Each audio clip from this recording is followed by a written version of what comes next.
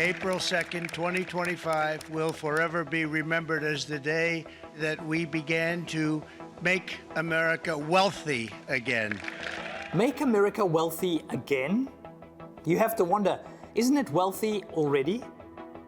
President Trump says no, and he's pointing the finger at other countries. Chronic trade deficits are no longer merely an economic problem. They're a national emergency that threatens our security and our very way of life. It's a very great threat to our country. Trump doesn't like the fact that America has a large trade deficit with most other countries. In other words, it buys a lot from these nations, but sells relatively little. Now, the president wants to cut these deficits, partly because they increase America's debt. And make no mistake, that debt is substantial. At the moment, roughly $36 trillion. That's 36 and 12 zeros. But all this begs the question, why is there a deficit in the first place? Well, let's look at America's trade with China, for example. Last year, the US sold goods worth $143 billion to China. But it bought Chinese goods worth $438 billion.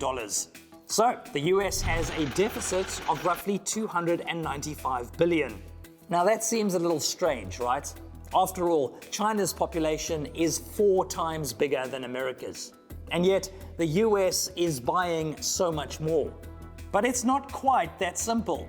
You see, the US dollar is stronger than the yuan. That's China's currency. Right now, $1 is worth just over 7 yuan.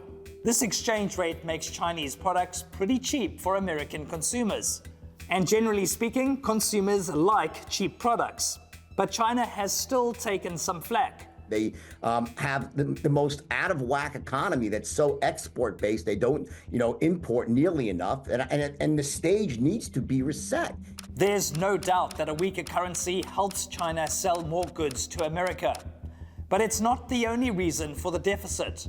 You see, these two countries are different, and they have different consumers.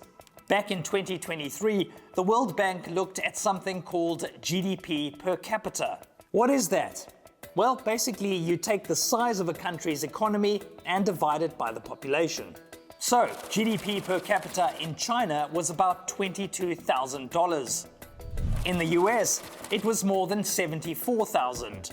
So really, the Chinese consumer is a world apart from the American consumer. And that's reflected in the trade between the two countries.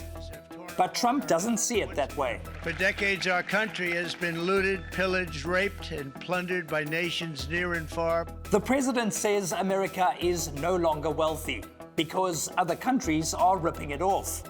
But the numbers tell a different story. The numbers suggest that America should be trading in goods, not insults.